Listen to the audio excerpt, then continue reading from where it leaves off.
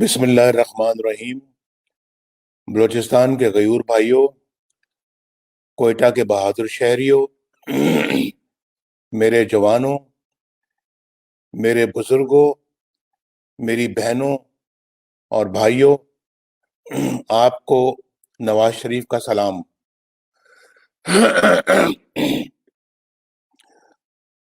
آج یہ اتنا بڑا جلسہ دیکھ کر میرا یقین اور بھی پختہ ہو گیا ہے کہ انشاءاللہ اب ووٹ کی عزت کو کوئی پامال نہیں کر سکے گا۔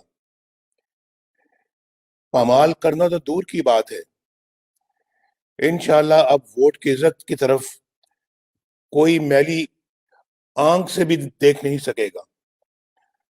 جو جذبہ مجھے گجرانوالہ میں نظر آیا، وہی جذبہ میں نے کراچی میں دیکھا، اور الحمدللہ آج وہی جذبہ اور جوش و خروش میں کوئٹہ میں بھی دیکھ رہا ہوں۔ بھائی اور بہنوں، وقت آ گیا ہے۔ معاف کیجیے، میرا گلا مسلسل خراب ہے کچھ دنوں سے۔ وقت آ گیا ہے بھائی اور بہنوں کہ ہم اپنی تقدیر بدلنے کے لیے اب اٹھ کھڑے ہوں۔ اللہ تعالیٰ بھی انہی کی مدد کرتا ہے جو اپنی مدد آپ کرتے ہیں۔ اللہ کا شکر ہے کہ پاکستان کے ہر گوشے کے عوام اپنی قسمت بدلنے کے لیے ایک ہی قافلے کا حصہ بن گئے ہیں۔ آج مجھے اپنے دوست خاصل خان بزنجو کی بڑی شدت سے یاد آ رہی ہے۔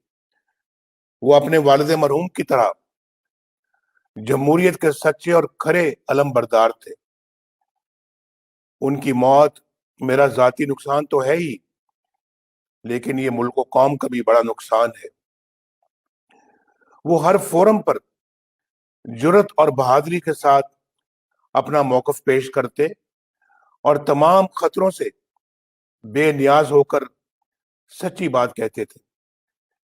اللہ تعالیٰ انہیں اپنے خاص رحمتوں سے نوازے۔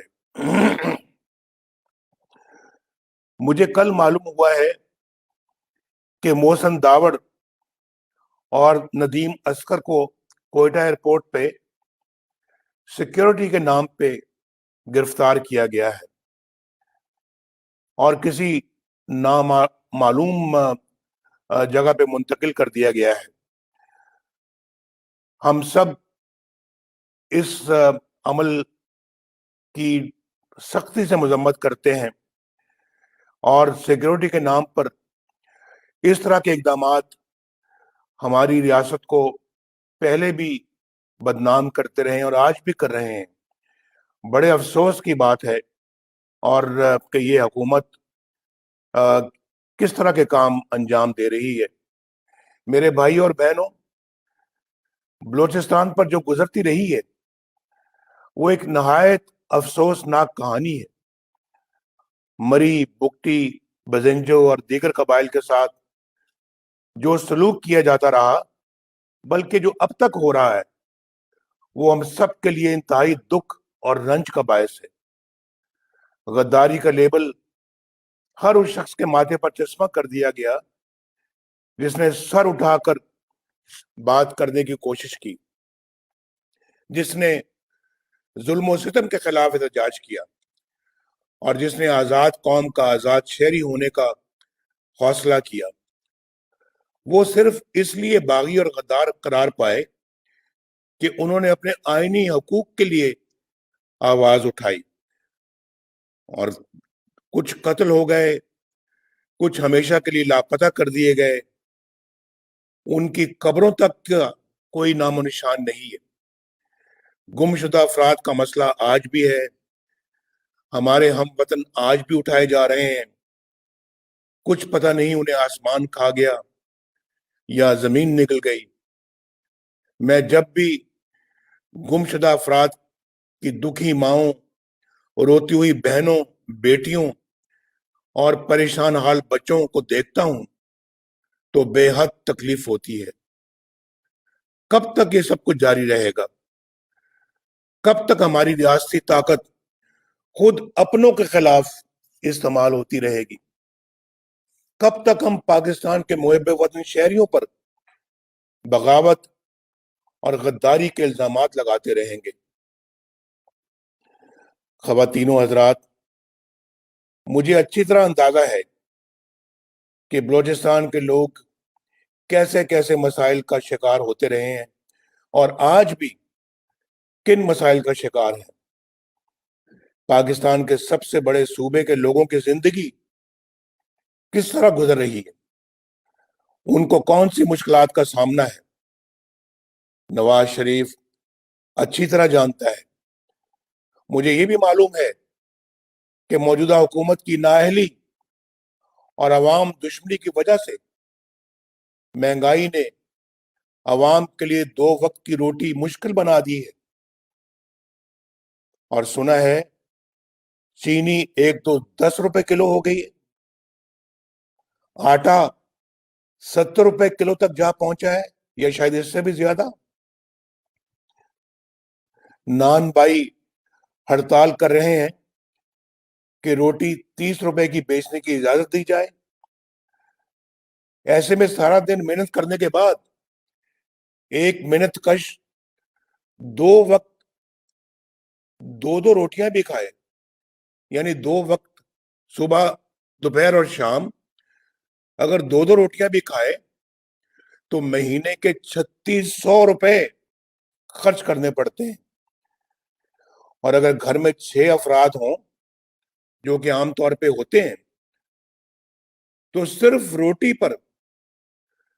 पर और कुछ नहीं, रोटी पर 21,000 रुपया वो कहां से लाए।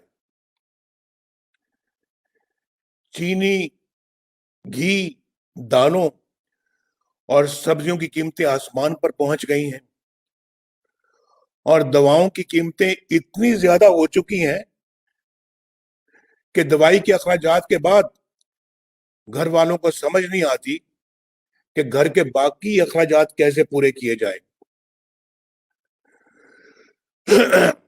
गुर्बत में बेपनाह इजाफे की वजह से लोग अपने बच्चों को मौत के मुंह में जाते हुए देखते हैं, मगर दवाई खरीदने की ताकत नहीं रखते।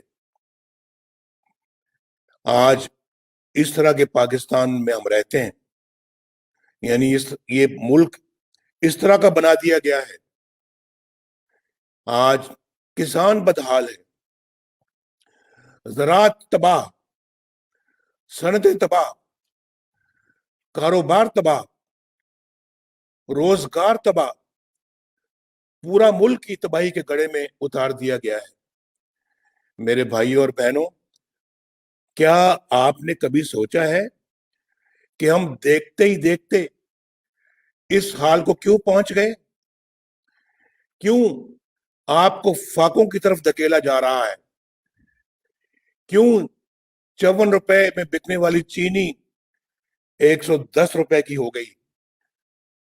क्यों आटा 35 रुपए से 70 रुपए किलो तक पहुंच गया है?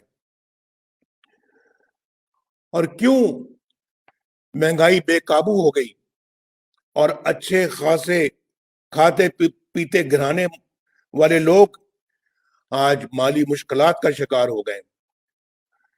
क्यों तरक्की करता हुआ पाकिस्तान, आगे बढ़ता हुआ पाकिस्तान बर्बाद करके रख दिया गया है? क्यों पाकिस्तानी रुपया आज नेपाली और अफगानी करेंसी से भी नीचे आ गया है? क्यों 5.8% की शरह से तरक्की करता हुआ मुल्क जीरो से भी नीचे आ गया है? क्यों कारखाने लगना बंद हो गए हैं?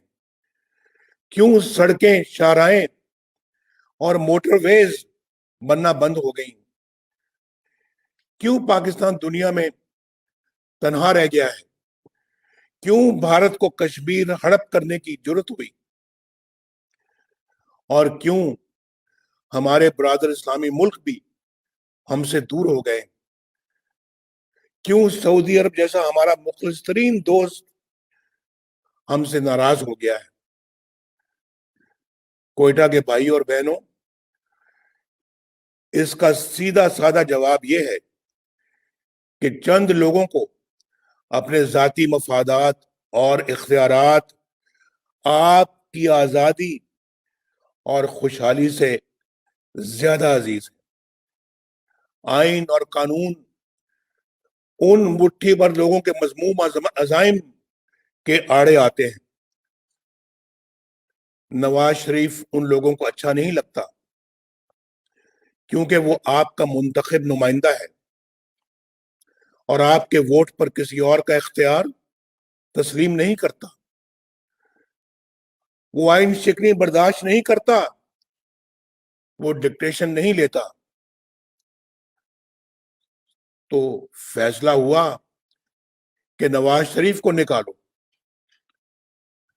اور لا حاصل تحقیقات اور مقدمات پر قومی خزانے کے اربوں روپے ڈبو کر بھی نواز شریف پر ایک دھیلے کی کرپشن نہ ملی، تو کہا کہ اس کے بیٹے سے تنخواہ نہ لینے کے جرم میں نواز شریف کو نکال دو،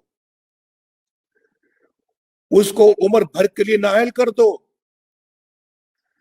اس کو مسلم لیگ نون کی صدارت سے بھی نکال دو، اس کے بھائی شہباز شریف، اس کی بیٹی مریم، حمزہ شہباز شریف اور اس کے سارے خاندان اور ساتھیوں کو، مسلم لیگ نون کے ساتھیوں کو جیل میں ڈال دو۔ نواز شریف کو نمونہ عبرت بناتے بناتے انہوں نے پاکستان آپ سب کو نمونہ عبرت بنا دیا۔ اس مقصد کے لیے انہوں نے انتخابات سے پہلے زبردستی لوگوں کو پی ٹی آئی میں شامل کروایا، پھر انہیں جتوانے کے لیے الیکشن کے دن شرمناک ڈرامہ رچایا، پولنگ سٹیشنوں پر قبضہ جمایا، پولنگ ایجنٹوں کو نکال باہر کیا، آر ٹی ایس بند کروایا، رات کی تاریکی میں اپنی پسند کے نتیجے بنا کر 4 دن تک مرضی کے نتائج جاری کرتے رہے، اور تاریخ کی سب سے بدترین دھاندلی کر کے انہوں نے ایک نااہل اور نالائق ترین شخص کو وزیر اعظم کی کرسی پر بٹھا دیا تاکہ وہ ان سے جرائم پر کوئی سوال نہ اٹھائے بلکہ ان کے اشاروں پر کرتب دکھاتا رہے۔ یہاں سے ملک کی تباہی اور بربادی کا وہ سلسلہ شروع ہوا جو کہ بڑھتا ہی چلا جا رہا ہے۔ ان چند لوگوں کے ذاتی مفادات کی قیمت آپ کو اور آپ کے بچوں کو ان حالات، اس بھوک اور افلاس سے چکانی پڑ رہی ہے۔ میرے بھائی اور بہنوں، آپ عزت والے لوگ ہیں، غیرت والے لوگ ہیں۔ بلوچ اور پختون اپنی شاندار روایات رکھتا ہے، لیکن آپ نے دیکھا کہ کراچی کے عظیم الشان جلسے سے گھبرا کر ان لوگوں نے منہ اندھیرے کراچی کے ایک ہوٹل کے اس کمرے کا دروازہ توڑا اور اندر داخل ہو گئے جس میں مریم نواز شریف اور کیپٹن صفدر ٹھہرے ہوئے تھے۔ کیا اب یہ لوگ اس پستی میں گر گئے ہیں کہ نہ کوئی اخلاق باقی رہا اور نہ کوئی تہذیب اور نہ روایات اور نہ قدریں؟ یہ کوئی معمولی واقعہ نہیں ہے۔ مجھے حیرت ہے ان لوگوں پر جو اعلیٰ اخلاقی اقدار کی باتیں کرتے ہیں، ماؤں، بہنوں اور بیٹیوں کی عزت کی بات کرتے ہیں، لیکن اب بھی اس حکومت کا حصہ ہے جس نے یہ سیاہ ترین واردات کی ہے۔ کراچی کے اس واقعے نے میری بات کو عملی طور پر ثابت کر دیا ہے کہ یہاں ریاست کے اوپر ایک اور ریاست مسلط ہو چکی ہے۔ اس غیر آئینی غیر قانونی جبر کی ریاست کی اندھی طاقت نے ریاست کو اپنے شکنجے میں جکڑ رکھا ہے. جب تک کہ یہ غیر قانونی شکنجہ رہے گا میرے بھائیوں بہنوں آپ کے حالات بہتر نہیں ہوں گے, نہیں ہو سکتے. سندھ وفاق کی ایک اہم اکائی ہے, ایک خود مختار صوبہ ہے, وہاں ایک منتخب حکومت ہے, ایک منتخب وزیر اعلیٰ ہے, وہاں ایک آئینی اتھارٹی ہے, لیکن اس کارروائی کی خبر کسی کو نہیں کہ رات کو کس نے آئی جی پولیس کو اغوا کیا, کس نے ایڈیشنل آئی جی کو اغوا کیا, پولیس کے سربراہ اور اعلیٰ افسروں کو اٹھا کر لے جانے کی اتھارٹی کس کے پاس تھی, سیکٹر کمانڈر کون ہے, وہ کس کی طاقت سے ایف آئی آر کٹواتا ہے, کس کے حکم پر چادر اور چار دیواری کا تقدس پامال کیا جاتا ہے, کس کے حکم پر بیڈ روم کے دروازے توڑے جاتے ہیں. اگر صوبے کے وزیر اعلیٰ کو بھی اس کی خبر نہیں تو پھر اس سے بڑا حکمران صوبے میں کون ہے جو اس طرح کے حکم دیتا ہے اور منمانی کرتا ہے. میرے دوستو, پی ڈی ایم اسی غیر آئینی حکمرانی کے خلاف اٹھی ہے, ریاست کے اوپر ریاست کی اس بیماری کے خلاف اٹھی ہے جس نے پاکستان کو اندر اور باہر سے کھوکھلا کر کے رکھ دیا ہے. یہ تحریک کسی ادارے کے خلاف نہیں بلکہ پاک فوج کے مقدس ادارے کی طاقت کو اپنے مفادات کے لیے استعمال کرنے والے کرداروں کے خلاف ہے. نیچے سے اوپر تک فوج کے بہادر فرزندوں کو ان کرداروں کے مقاصد کا کچھ پتہ ہی نہیں ہوتا, کچھ علم ہی نہیں ہوتا. وہ تو اپنے ڈسپلن میں بندھے رہتے ہیں, وہ تو ملک و قوم کی حفاظت کی لگن میں دن رات ایک کرتے ہیں, لیکن ان سے معصومیت میں انجانے میں ایسے کام لیے جاتے ہیں جس کا نتیجہ قوم کو بڑے نقصانات کی شکل میں بھگتنا پڑتا ہے. طریقہ واردات یہ ہے کہ چند لوگ اپنے گھناؤنے مقاصد پورے کرنے کے لیے قانون توڑتے ہیں, آئین توڑتے ہیں, ملک اور قوم کو نقصان پہنچاتے ہیں, لیکن خود کو بچانے کے لیے نام فوج کا استعمال کرتے ہیں, جبکہ حقیقت میں فوج کا اس سے دور دور کا واسطہ نہیں ہوتا. اس کے باوجود بدنامی کس کی ہوتی ہے؟ ادارے کی ہوتی ہے. اس لیے میں نام لے کر ایسے کرداروں کو بے نقاب کرتا ہوں تاکہ ان کی سیاہ کاریوں کا دھبا میرے ملک کے اداروں پر نہ لگے, میری فوج کی وردی پر نہ لگے. ہماری تاریخ کے بہت سے المیوں میں چند کردار ہی تھے جو اپنے مقاصد اور ذاتی مفاد کے لیے فوج کی بدنامی کا باعث بنے. کارگل میں ہمارے سینکڑوں جاں بازوں کو شہید کروانے اور دنیا بھر میں پاکستان کو رسوا کرنے کا فیصلہ فوج کا نہیں تھا, چند مفاد پرست جرنیلوں کا تھا. ان لوگوں نے صرف فوج کے داری کو نہیں بلکہ ملک و قوم کو ایک ایسی جگہ جنگ میں جھونک دیا کوئی فائدہ حاصل ہو ہی نہیں سکتا تھا. وہ لمحہ میرے لیے انتہائی تکلیف دہ تھا جب مجھے یہ پتا چلا کہ ہمارے بہادر سپاہی یہ دہائی دیتے رہے کہ ان دور افتادہ چوٹیوں پر خوراک نہیں لیکن اسلحہ تو بھجوائیں. وہ فوجی جنہیں اس جنگ کے پیچھے اصل عزائم کا پتہ ہی نہیں تھا، جنہیں ملک و قوم کی سربلندی کے نام پر محاذ پر بھیجا گیا تھا، جانوں کے نذرانے دیتے رہے، لیکن ملک و قوم کو کیا حاصل ہوا؟ کارگل آپریشن کے پیچھے وہی کردار تھے جنہوں نے اپنے ان گھناؤنے جرائم پر پردہ ڈالنے اور سزاؤں سے بچنے کے لیے 12 اکتوبر 1999 کو بغاوت کی اور مارشل لاء نافذ کیا۔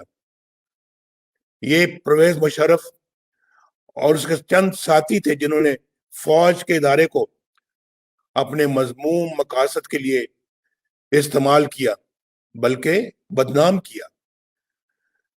ہاں، میں ان لوگوں کو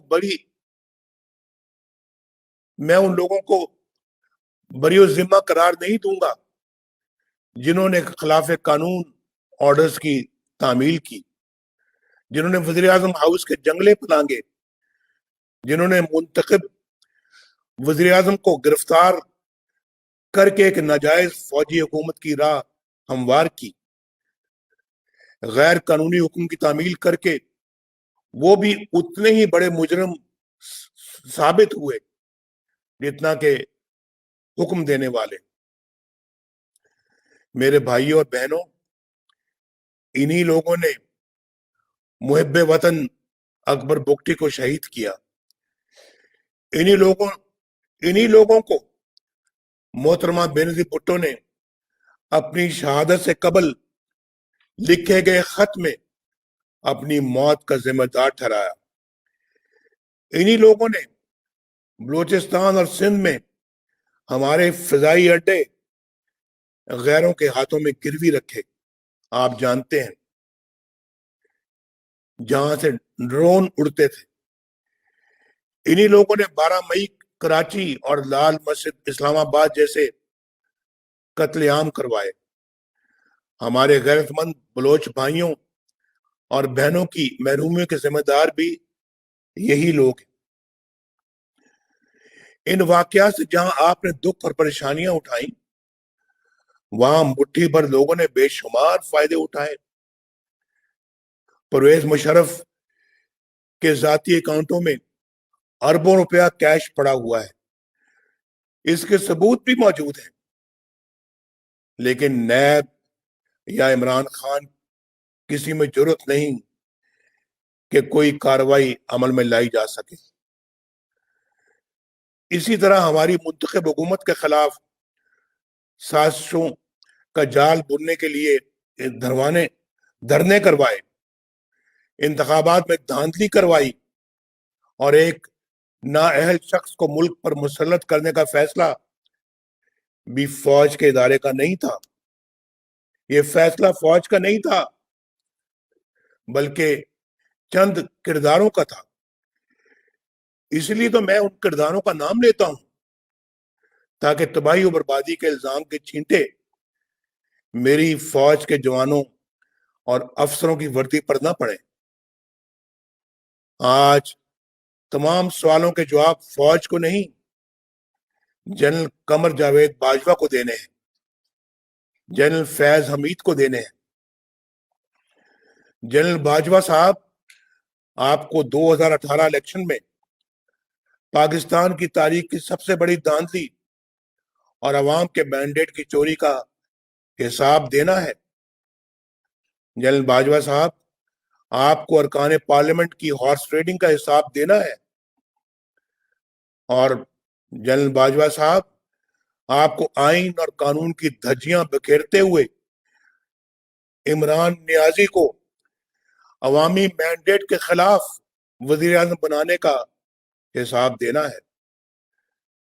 آپ کو اس حکومت کی تمام ناکامیوں کا حساب دینا ہے، اور آپ کو اس قوم کو مہنگائی، غربت اور فاقہ کشی کی طرف دھکیلنے کا بھی حساب دینا ہے۔ جنرل فیض صاحب، آپ کو جواب دینا ہے کہ آپ نے کیوں ایک حاضر سروس جج کے گھر جا کر ان پر آئین اور قانون کے خلاف فیصلہ کرنے کے لیے دباؤ ڈالا۔ کیوں آپ نے انہیں وقت سے پہلے ہی اسلام آباد ہائی کورٹ کا چیف جسٹس بنوا دینے کی پیشکش کی؟ کیوں آپ نے نواز شریف اور اس کی بیٹی مریم نواز کو الیکشن ہو جانے تک جیل میں رکھنے کی درخواست کی؟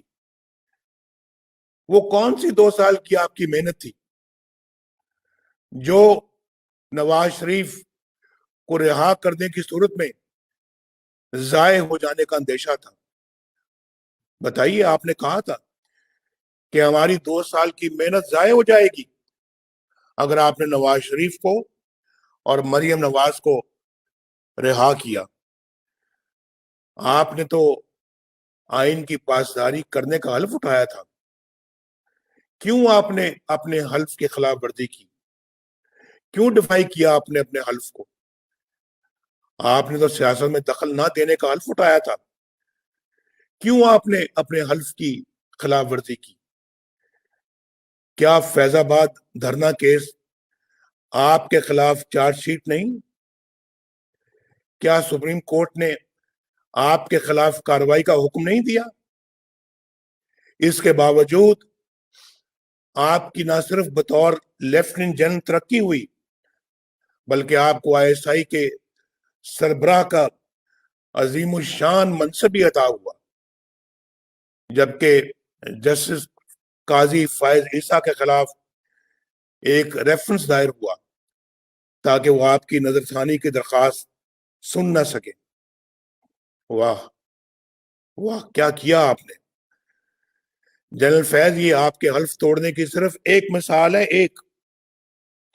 آپ پچھلے کئی سالوں سے بے دھڑک سیاست میں مداخلت کیے چلے جا رہے ہیں۔ آپ نے اپنے حلف کے ساتھ بے وفائی کی ہے۔ اگر یہی وقت آپ نے پیشہ ورانہ دفاعی امور پر صرف کیا ہوتا تو ہمارے کشمیری بہن بھائی کبھی ان مصائب سے دوچار نہ ہوتے جن سے وہ آج دوچار ہیں۔ عمران خان صاحب، آپ تو سیاست کے میدان میں نابالغ ہو۔ بار بار کہتا ہوں میں کہ ہمارا آپ کے ساتھ مقابلہ ہے ہی نہیں۔ ہمارا مقابلہ آپ کے لانے والوں کے ساتھ ہے، آپ کے ساتھ نہیں ہے۔ ہمارا مقابلہ ریاست چلانے والوں کے ساتھ ہے۔ لیکن یہ مت سوچنا کہ تم بچ جاؤ گے۔ ثاقب نثار کا NRO نہ تمہیں بچا سکے گا اور نہ علیمہ خان کو۔ تم جس کے پیچھے چاہے چھپو، فورن فنڈنگ کیس میں تمہاری بدعنوانی نہ صرف کھل کے رہے گی بلکہ تمہیں جیل بھیجے گی۔ تمہیں چینی آٹے اور ادویات کی قیمتوں میں اضافے سے عوام کو پہنچنے والے نقصان کے ایک ایک روپے کا حساب دینا ہوگا۔ تمہیں زمان پارک میں کروڑوں روپے کی نئی تعمیر کی لاگت کا حساب دینا ہوگا۔ تمہیں بنی گالا کی منی ٹریل دینی ہوگی۔ دوسروں پر کیچڑ اچھالنا تمہیں احتساب سے نہیں بچا سکے گا عمران خان۔ یہ ٹی وی پر بڑکے مارنا اور دھمکیاں دینا تمہیں نہیں بچا سکے گا۔ تم اور تمہارے ہر کرپٹ ساتھی کو حساب دینا پڑے گا۔ بلوچستان کے بہنوں اور بھائیوں، میں آج 3 پیغامات دینا چاہوں گا۔ پہلا، فوج کے جوانوں اور افسروں کے نام۔ یہ آپ کا اپنا ملک ہے میرے فوجی بھائیوں، جس کے لیے آپ جان دینے سے بھی دریغ نہیں کرتے۔ آپ نے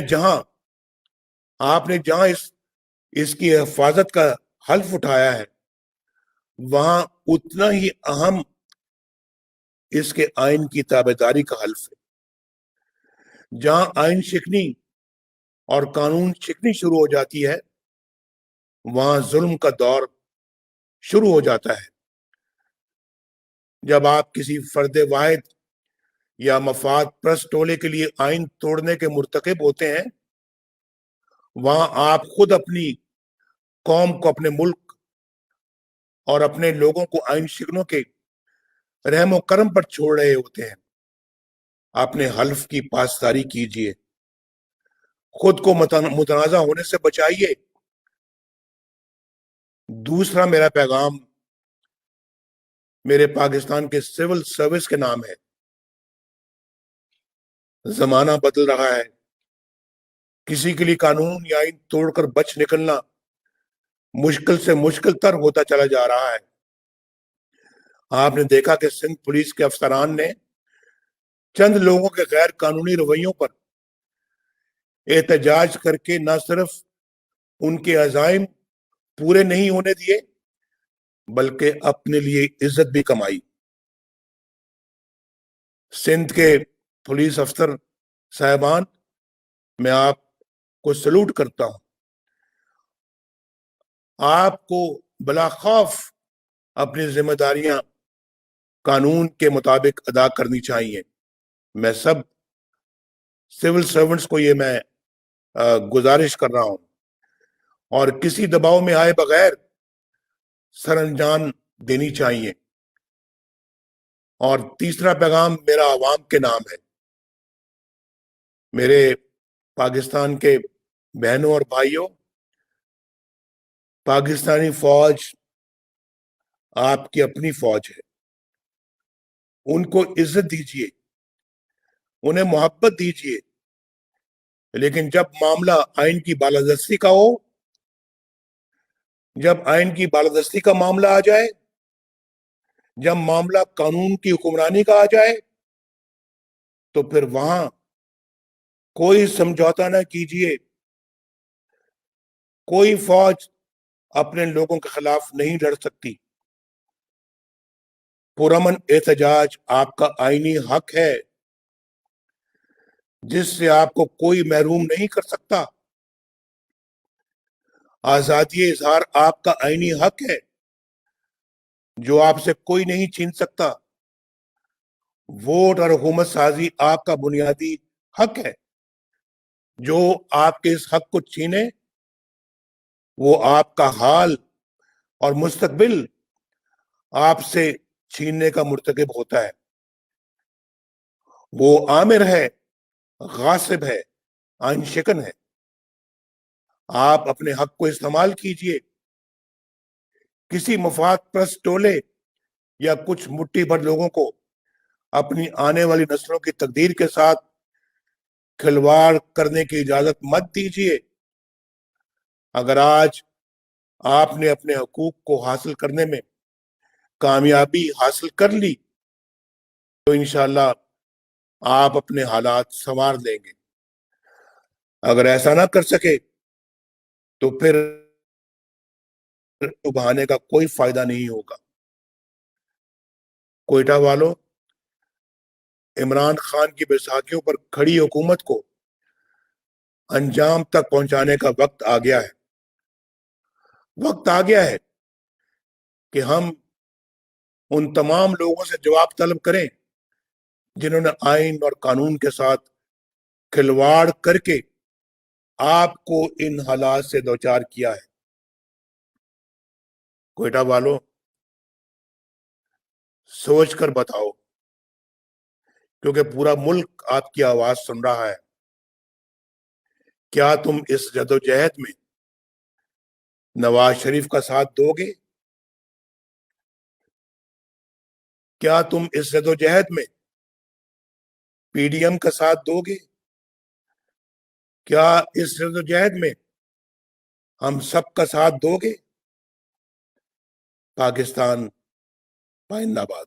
YouTube پر گوگلی نیوز دیکھنے کے لیے youtube.com کی سرچ بار میں googly news T V type کریں۔ گوگلی نیوز کے پیج پر سرخ رنگ کے سبسکرپشن والے بٹن پر کلک کرنا نہ بھولیے۔ YouTube پیج پر اپلوڈ ہونے والی ویڈیوز سے باخبر رہنے کے لیے بیل آئیکن پر کلک کیجیے۔ آپ کو ہر نئی ویڈیو کے بارے میں نوٹیفیکیشن موصول ہو جائے گا۔